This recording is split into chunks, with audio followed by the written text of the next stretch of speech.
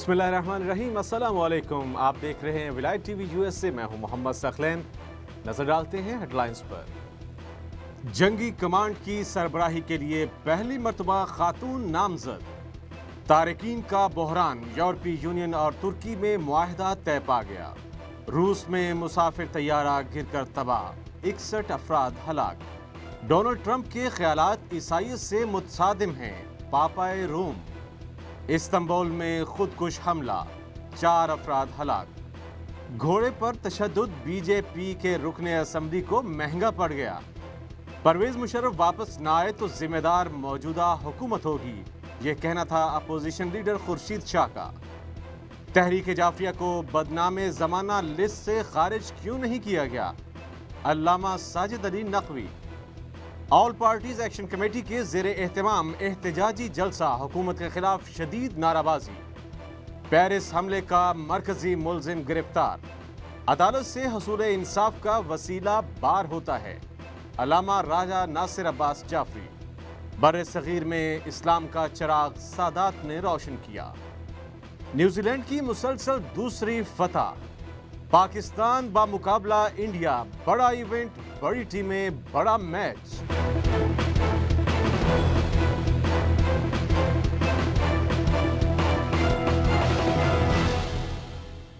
Head lines آپ نے ملاحظہ کی اور اب خبروں کی تفصیل۔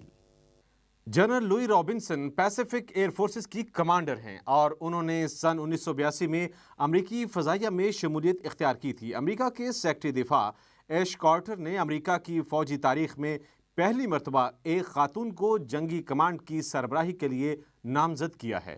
جمعے کو ایش کارٹر نے اعلان کیا کہ جنرل لوئی رابنسن کو امریکی فوج کی ناردرن کمانڈ کی سربراہی کے لیے نامزد کیا گیا ہے۔ اس عہدے کا شمار امریکی فوج کے اعلیٰ ترین عہدوں میں ہوتا ہے اور اس سینٹ میں اس کی توثیق ضروری ہے۔ یہ ایک اور پہلو بھی ظاہر کرتا ہے کہ بہت ساری خاتون آفیسرز غیر معمولی طاقتور ہیں اور لوئی کا شمار بھی انہی میں ہوتا ہے۔ یورپی یونین اور ترکی تارکین وطن کے بحران سے نمٹنے کے لیے یورپی یونین کے رہنما اور ترکی ایک بڑے معاہدے پر متفق ہو گئے ہیں۔ برسلز میں ہونے والے اجلاس کے بعد یورپی یونین کے صدر ڈونلڈ ٹسک کا کہنا تھا کہ ترکی اور 28 ممالک کے یورپی اتحاد کے درمیان معاہدہ اتفاق رائے سے طے پایا ہے۔ اس معاہدے کا اطلاق اتوار کی نصف شب سے ہو جائے گا اور اس کے تحت ترکی ان تارکین وطن کو واپس اپنے ہاں بلا لے گا جو ترکی کے راستے یورپ میں داخل ہونے کی کوشش کر رہے ہیں۔ روسی حکام کے مطابق سنیچر کی صبح دبئی سے روس کے شہر روستوف اون ڈون جانے والا ایک مسافر طیارہ لینڈنگ کے وقت حادثے کا شکار ہو گیا، جس میں سوار 55 مسافر اور عملے کے 6 ارکان ہلاک ہو گئے ہیں۔ اطلاعات کے مطابق متحدہ عرب امارات کی فضائی کمپنی فلائی دبئی کے بوئنگ 738-800 طیارے کو زمین پر اترتے وقت حادثہ پیش آیا اور اس میں آگ لگ گئی۔ تاحال حادثے کی وجوہات معلوم نہیں ہو سکی، تاہم خدشہ ظاہر کیا جا رہا ہے کہ حادثہ خراب موسم اور کم روشنی کے باعث پیش آیا۔ جنوبی کیرولائنا میں انتخابی ریلی سے خطاب میں امریکی صدارتی امیدوار کا کہنا تھا کہ میکسیکو حکومت پوپ کو مہرے کے طور پر استعمال کر رہی ہے۔ پوپ نے یک طرفہ کہانی سنی، کرائم، اسمگلنگ، اقتصادی مسائل نہیں دیکھے۔ ڈونلڈ ٹرمپ نے کہا کہ وہ برے آدمی نہیں ہیں بلکہ بہت اچھے آدمی اور اچھے عیسائی بھی ہیں، پر کسی مذہبی رہنما کی جانب سے کسی کے عقیدے پر سوال اٹھانا شرمناک ہے۔ پوپ فرانسس نے کہا کہ اگر کوئی شخص لوگوں کے درمیان پل بنانے کی بجائے دیواریں کھڑی کرتا ہے تو وہ عیسائی ہو ہی نہیں سکتا۔ ریپبلکن صدارتی امیدوار ڈونلڈ ٹرمپ کے بیان پر تبصرہ کرتے ہوئے پاپائے روم کا کہنا تھا کہ امیگریشن کے حوالے سے ٹرمپ نے کوئی منفی بات کہی ہے تو وہ عیسائی کہلانے کے قابل نہیں ہیں۔ ترکی کے شہر استنبول میں ایک سیاحتی مقام پر خودکش حملے میں 4 افراد ہلاک اور 20 سے زائد زخمی ہو گئے ہیں۔ انقرہ دھماکے کی ذمہ داری کرد تنظیم نے قبول کر لی ہے۔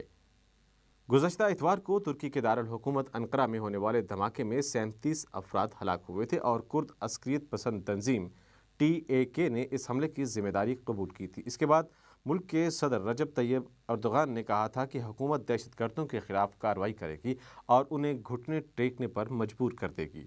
ترک صدر کا کہنا تھا کہ اس قسم کے حملوں سے ملک کی افواج کا عزم مزید مضبوط ہی ہوتا ہے۔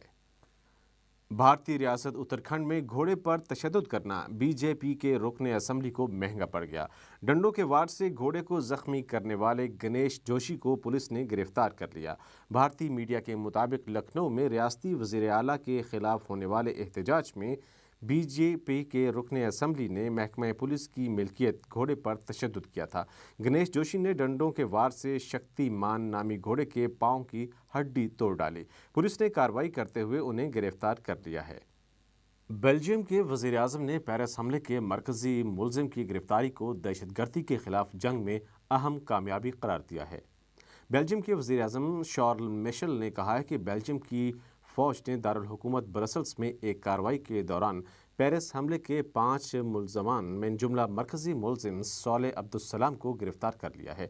शार्ल मिशेल ने मजीद कहा कि हालिया महीनों में अंजाम पाने वाली कोशिशें एक कामयाब ऑपरेशन पर मुंतज हुई हैं और ये कामयाबी दहशतगर्दी से मुकाबले में अहम कामयाबी है।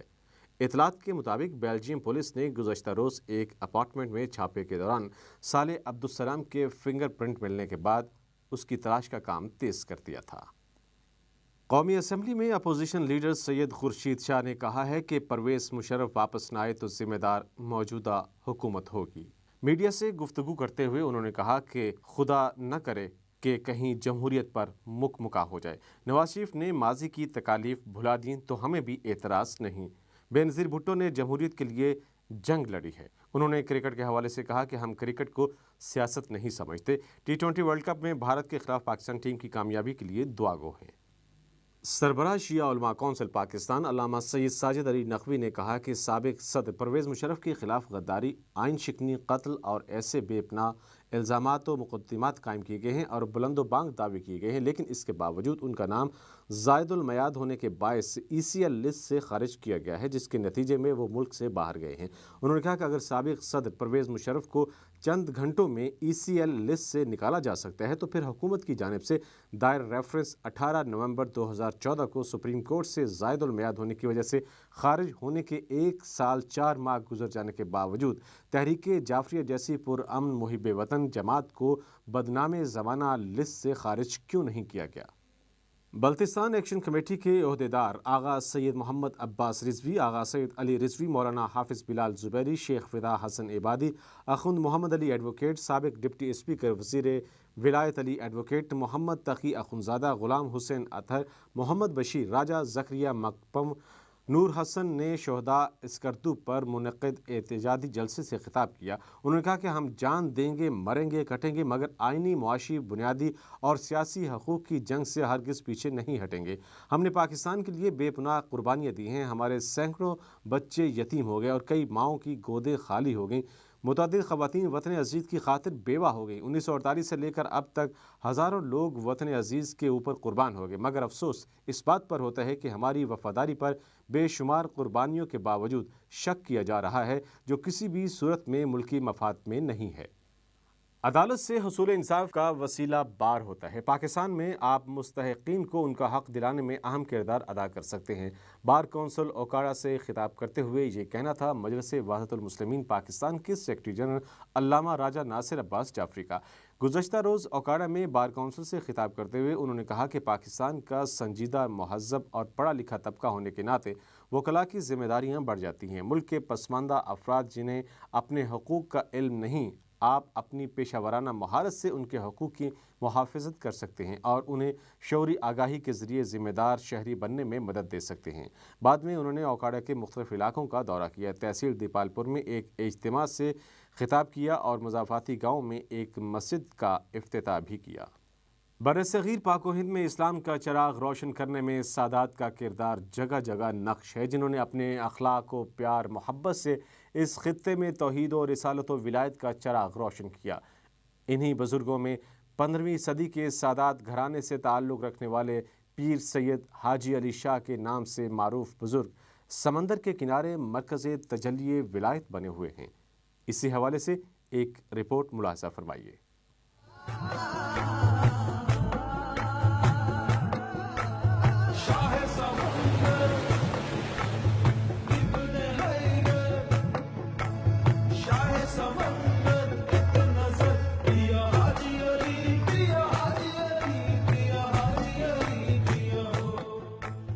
ممبئی کے ساحل سے نگاہ سمندر پر پڑتے ہی سفید میناروں اور گنبدوں والی اس دلکش درگاہ پر پہنچنے کے لیے تقریباً 8 کلومیٹر پیدل مسافت طے کرنا پڑتی ہے۔ صوفی بزرگ سید پیر حاجی علی شاہ بخاری کی آخری آرام گاہ پر ہزاروں کی تعداد میں زائرین نذرانہ عقیدت پیش کرنے آتے ہیں۔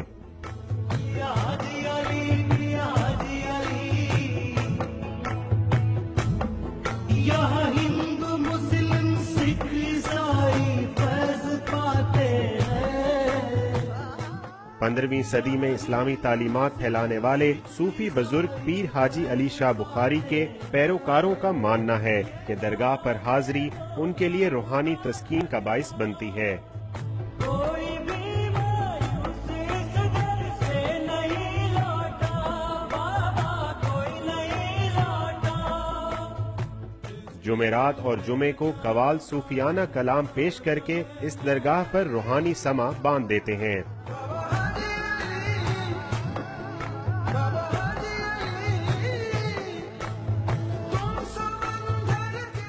T20 ورلڈ کپ میں نیوزی لینڈ کی مسلسل دوسری فتح۔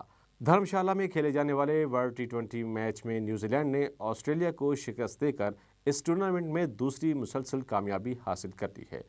نیوزی لینڈ کے اسپنرز خاص طور پر لدھیانہ میں پیدا ہونے والے ایش سوڈی، جنہوں نے انڈیا کے خلاف میچ میں بھی نمایاں کردار ادا کیا تھا، آسٹریلیا کے بلے بازوں کو بھی باندھ کر رکھا۔ نیوزی لینڈ کی مسلسل دوسری فتح سے اس کی سیمی فائنل تک رسائی روشن عیاں ہو گئی ہے۔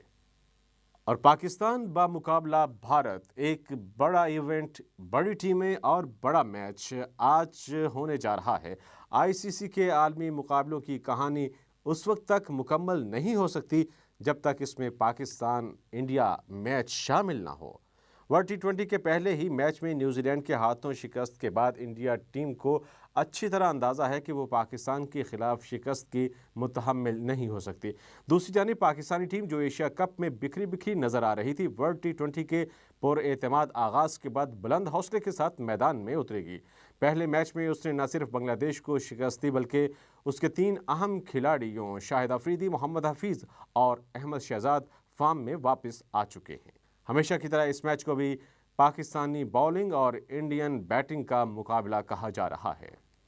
نیوز اسٹوڈیو سے اب تک کے لیے اتنا ہی۔ مزید خبروں اور اپڈیٹس کے لیے دیکھتے رہیے ولایت ٹی وی USA۔